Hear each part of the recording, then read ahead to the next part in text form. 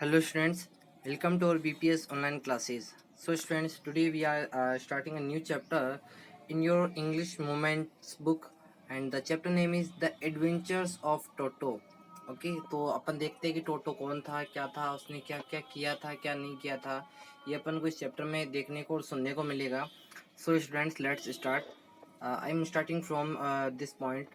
Have you ever had a baby monkey as a pet? क्या आपने कभी भी एक बेबी मंकी को, जो बंदर होता है छोटे वाला, उसको एज अ पेट यानी कि एज अ पालतू जानवर पाला है? टोटो इज अ बेबी मंकी. टोटो जो है वो एक बेबी मंकी है. Let's find out whether he is misbehaviour और डुसाइल. यानी कि चलिए पता करते हैं कि उसने किस तरह से वो एज ए पेट रहता था, तो किस तरह से वो मिसबिहेवियर यानी कि मिसबिहेव करता था, मिसचीफ करता था, बदमाशियाँ करता था, और क्या क्या वो करता था. ये चीज़ें आपको यहाँ पे देखने को और सुनने को मिलने वाली है. So students, let's start the chapter. Okay, I am starting from the chapter from this line. Grandfather bought Toto from a tonga driver for the sum of 5 rupees. Grandfather जो दादाजी थे, उसने तांगे वाले से वो जो टोटो था उसको 5 रुपए के अंदर लिया था. ठीक है, जो टोटो था उसको कितने रुपए में ले लिया था? 5 रुपए में ही ले लिया था. ओके, उसको खरीद लिया था 5 रुपीज में.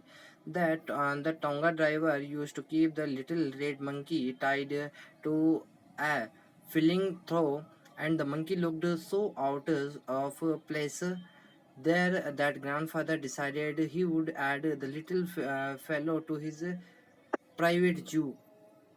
इसमें बताया हुआ है कि जो तांगे वाला जो पर्सन था, उसने उस छोटे बंदर को एक नाद के साथ बांध देता था. ठीक है, एक जो हॉर्स जो था छोटे वाला, उसके साथ उसको बांध दिया करता था. ओके, और उसके बाद में इसमें बताया गया है कि और वह जो मंकी था वो बहुत ही दिखने में बहुत ही अजीब टाइप का था, एकदम अमेजिंग टाइप सा लगता था. इसलिए जो दादाजी है, ग्रैंडफादर, उन्होंने डिसाइड किया कि वो उसको अपने जो पर्सनल उनका एक जो प्राइवेट जू है वहाँ पे उसको रखेंगे. Toto was a pretty monkey. Toto एक बहुत ही सुंदर बंदर था.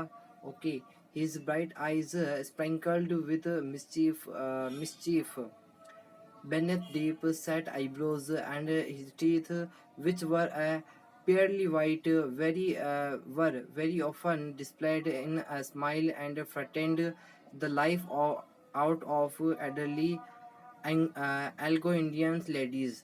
अब उसके बारे में बताया गया है कि वो किस टाइप का था स्टूडेंट्स. तो इसमें बताया गया है कि जो टोटो है उसकी आंखें है वो बहुत ही ज़्यादा चमकीली थी. ठीक है, और नोटी आंखें थी, शरारती थी उसकी आंखें. उसके दांतों के बारे में बताया गया है कि जो कि काफ़ी सफ़ेद थे.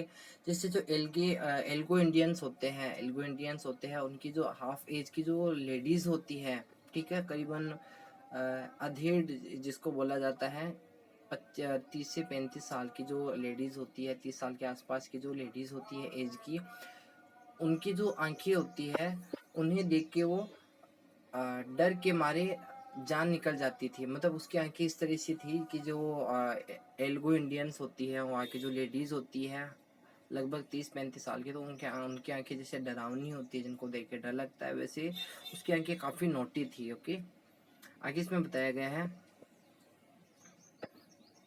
but his hand looked like dried up as though they had been pickles in the sun for many years बताया हुआ इसमें. ओके, लेकिन उसके जो हाथ है वो सूखे सूखे लगते थे, जैसे उन्हें सूरज की धूप में सुखाया गया हो. ओके, बहुत टाइम से ऐसा लग रहा था. आगे इसमें बताया गया है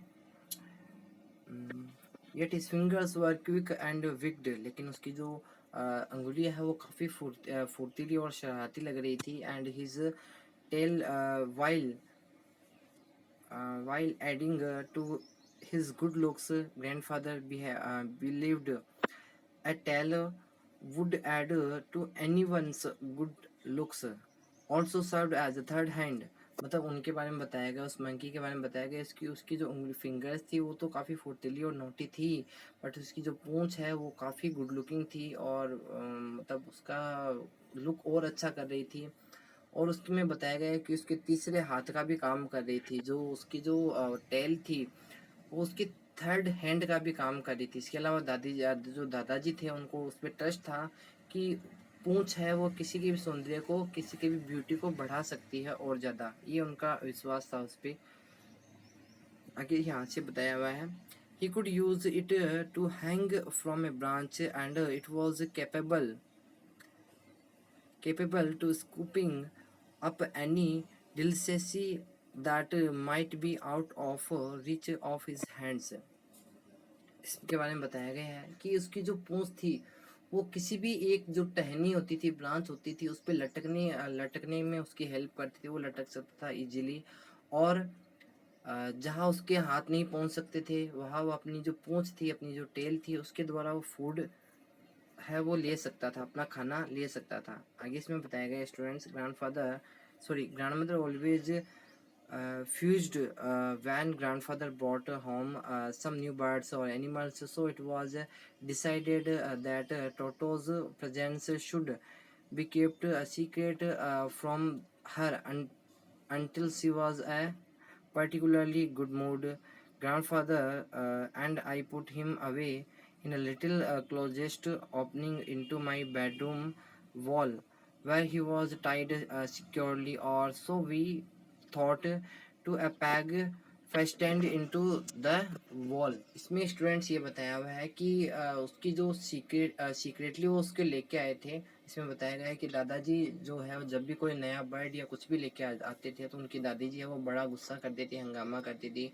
इसलिए उन्होंने डिसाइड किया कि इस बार वो उसको सीक्रेटली विशेष रूप से उनकी दादी जी को नेचुरल सी बात है खुशी नहीं होती वो जब मंकी को देखते, तो उन्होंने डिसाइड किया था इस बार उसको सीक्रेटली घर में रखेंगे, छुपा करके रखेंगे।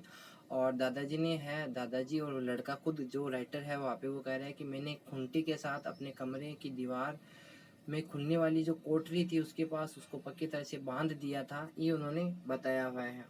A few hours later, when grandfather and I come back to release Toto, we found that the walls, which had been covered with some ornamental paper chosen by grandfather, now stood out. The nagged bricks and plasters, the peg in the wall had been wrenched from the socket, and my school blazer, which had been hanging there, was a shards।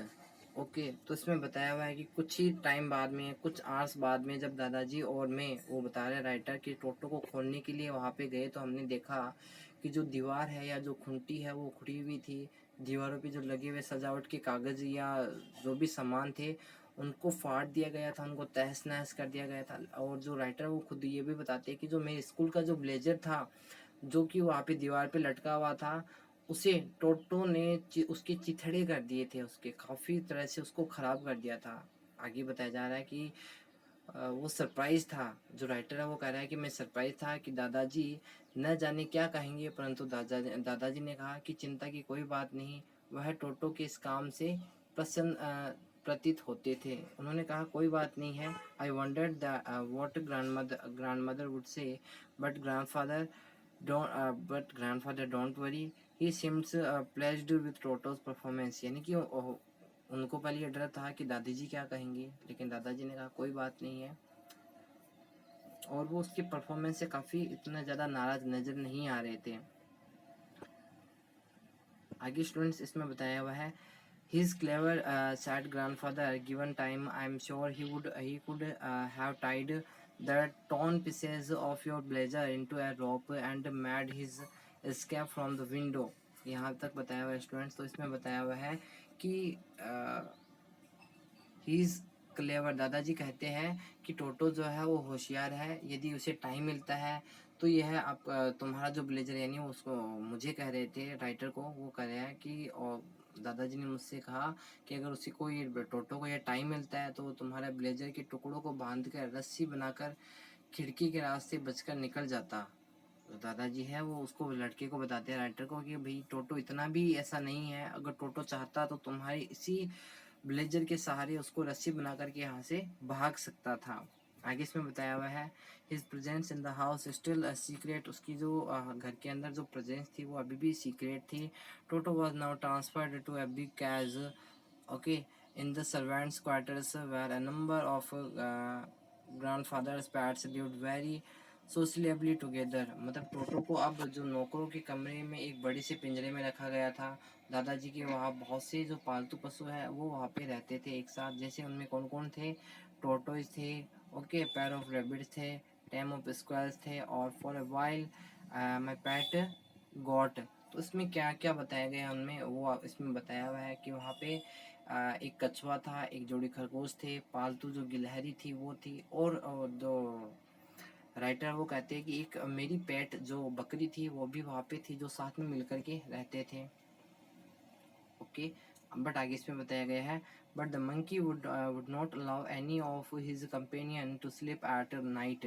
Monkey को कोई भी साथी रात को सोते time में उसको ज़रूरत नहीं थी। Go grandfather, so grandfather who had to leave Dehradun next day to collect his pensions in Saharanpur decided to take him along. इसलिए जो ग्रैंडफादर थे, जो अगले दिन कहाँ जाने वाले थे अपनी पेंशन के लिए देहरादून से सहारनपुर जाने वाले थे, उन्होंने टोटो को भी अपने साथ ले जाना डिसाइड कर लिया, अपने साथ ले जाना। ठीक है स्टूडेंट्स, तो यही तक चैप्टर करेंगे। इसका नेक्स्ट वीडियो आपको कल भेज दिया जाएगा।